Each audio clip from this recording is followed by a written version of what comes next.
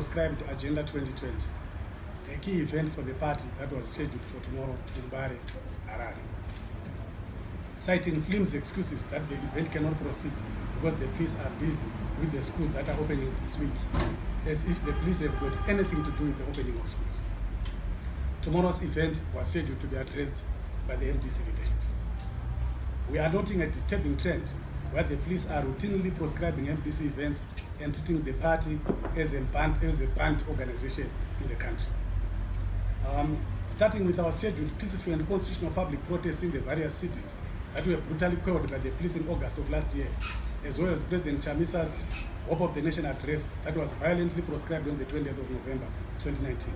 We have noted a very disturbing trend where the police are banning legitimate and constitutional activities by the MDC. In each of these instances, we had complied with the law and given the police due notification, but we continue to be treated like a banned or a terrorist organization when we are a legitimate political party that is represented in Parliament and that controls 28 out of 32 urban local authorities.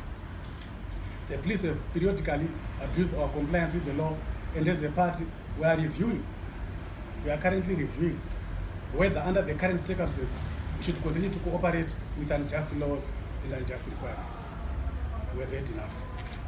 The MDC national leadership has met today, and as a mark of responsible leadership, it has said no to confrontation and is having to stop the people who are ready to attend the event in Mbare.